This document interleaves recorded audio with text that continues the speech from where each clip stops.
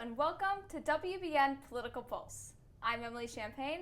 And I'm Bryce Heilmann. Here are today's top stories in politics. 7 passengers are injured in an MBTA Green Line trail derailment near Lechmere. While the derailment is currently under investigation by the MBTA and the National Transportation Safety Board, many say an operation error could be to blame. Upon preliminary investigation, the scene ruled issues with track structure, focusing instead on the 50 members on board. As of right now, several shuttle buses are replacing trains between North Station and Medford Tufts. However, many passengers are encouraged to take other methods of transport. Boston Port reopens after 3-day union strike. The dock workers are going back to work, and the next 90 days we're going to settle everything. Connolly Terminal in South Boston closed Tuesday when about 300 dock workers walked off the job as their contract ended. The union strike called for better pay and protection from automotion replacing jobs. On Thursday, both sides stated that they came to a tentative agreement and will extend the dock workers' contracts until January 15th to finalize negotiations. The dock workers say they are excited to get back to work after reaching this agreement. Boston City Council's president went on the record about several city issues. During a conversation with Boston's Channel 5 News, she highlighted the need for safety on the roads, rethinking bike lanes, and making sure buses are on time. She spoke on new technology practices within the community and how the city needs to listen to its people. Additionally, she commented on the closing of Kearney Hospital and agreed with Michelle Wu's new tax plan. Massachusetts Senator Elizabeth Warren is demanding clarity on Stop and Shop pricing policies. A volunteer group study found that the supermarket chain Stop and Shop had disproportionate pricing in neighborhoods. The 2023 study found Stop and Shop prices to be higher in low-income neighborhoods and lower in richer communities.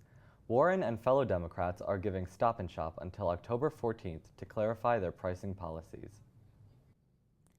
Massachusetts Governor Maura Healey seized a Steward-run hospital to keep its doors open. According to Healey, the shutdown of St. Elizabeth's would create a public health emergency. St. Elizabeth's Hospital, Brighton's most prominent care facility, will soon transfer their operations and property to Boston Medical Center. The hospital was originally owned by Steward Healthcare, a company now undergoing bankruptcy.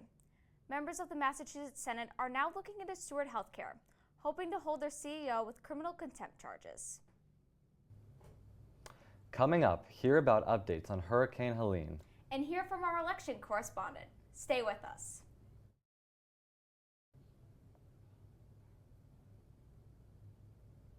Welcome back to Political Pulse. Republican Liz Cheney has endorsed Kamala Harris in her presidential race. I tell you, I have never voted for a Democrat, but this year I am proudly casting my vote for Vice President Kamala Harris. As a former Republican representative, Cheney has been vocal of her criticism of former President Donald Trump. Co-chair of the January 6th investigation, Cheney also campaigned with Harris in Wisconsin yesterday. Trump responded, calling Cheney a, quote, low IQ warhawk, according to Fox News. Hurricane Helene continues to wreak havoc in the southeast as the death toll surpasses 160. And just knowing that nobody is ever going to be able to live there, probably. Most of the people who have built their lives there aren't going to be able to finish their lives there.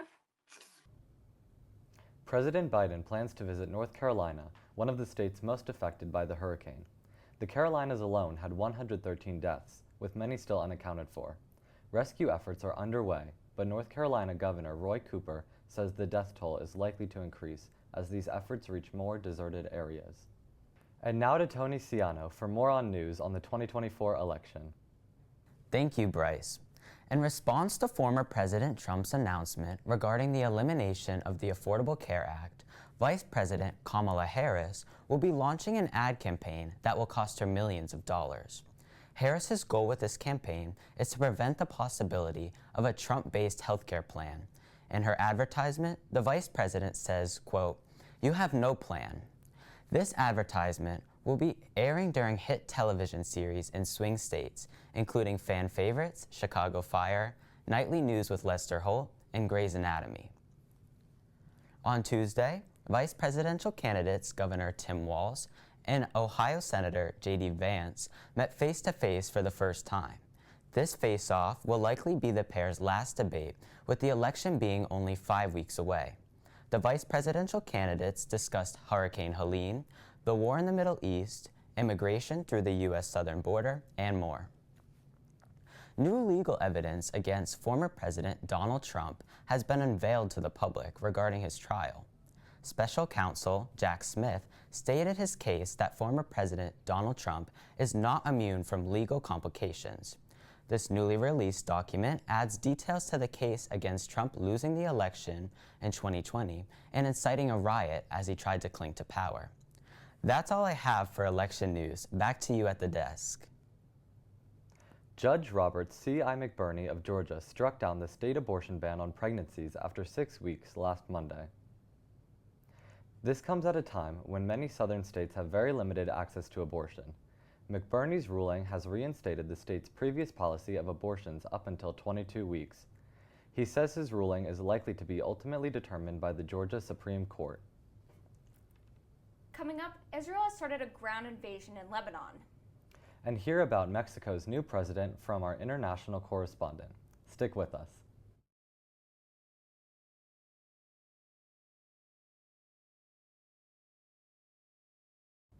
Welcome back to Political Pulse. On Thursday, newly elected NATO Secretary General Mark Rutte visited Kyiv, Ukraine for the first time. Rutte took office on Thursday, vowing to gather Western support for Ukraine when he took office, according to AP News. He has also stated that he will be able to work alongside whomever is elected as the U.S. president, potentially aiding him in his promise to gain Ukrainian support. Ukrainian President Vladimir Zelensky discussed his, quote, victory plan to defeat Russia with Rutte. Israeli forces launch a ground offensive in Lebanon. We're in the heart of Beirut just hours after a rare Israeli strike, and the fear and anxiety here is palpable. With support from Israeli air and artillery, Israel's defense forces have begun limited and localized ground raids against several targets in southern Lebanon. These raids occurred soon after Israel assassinated Hezbollah chief Hassan Nasrallah on September 27th. These conflicts also created a financial crisis, increasing inflation rates and gas prices. Iran has since retaliated with a ballistic missile attack on Israel. And now to Addison Brewer-Hay for more on international news. Thank you, Bryce. On October 1st, Iran launched nearly 200 missiles in an attack against Israel. This was in response to the killing of leaders and officials from Hamas and Hezbollah, whom Iran supports. Israel's forces and air defense managed to stop most of the missiles and prevent major damage. Israel has not retaliated directly against Iran, but there are concerns they could in the coming days. Inaugurated on October 1st, Claudia Sheinbaum becomes Mexico's first female president after serving as the mayor of Mexico City for 6 years. During presidency, she promises to carry out former President Andrés Manuel López Obrador's policies.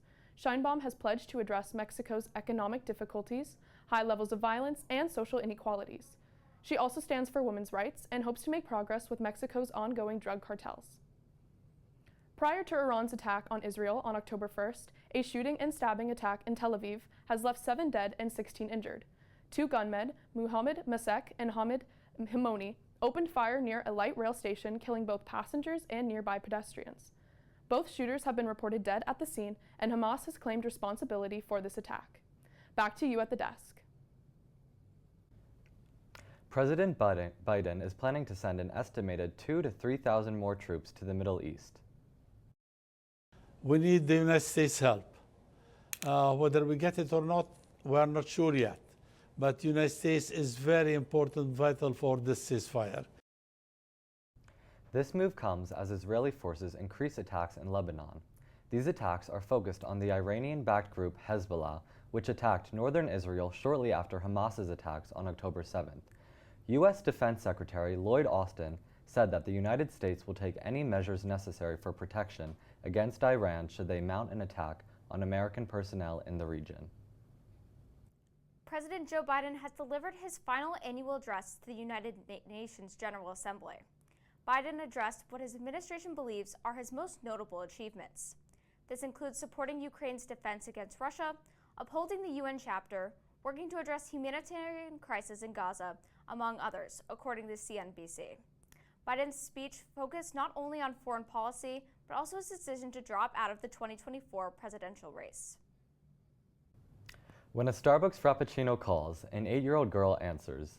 In Bedford, Ohio, one such girl took matters into her own hands when she stole her mom's Nissan Rogue to make a 13-mile solo trip to Target. Remarkably, no one was harmed except for a self-admitted bump into a neighbor's mailbox. But we've all been there, right? Unfortunately, her shopping spree was cut short when police found her in Target, sipping on a Frappuccino, likely browsing the options to spice up her fall wardrobe. The 8-year-old's family arrived at the scene to take her home, but rest assured she got to finish her drink.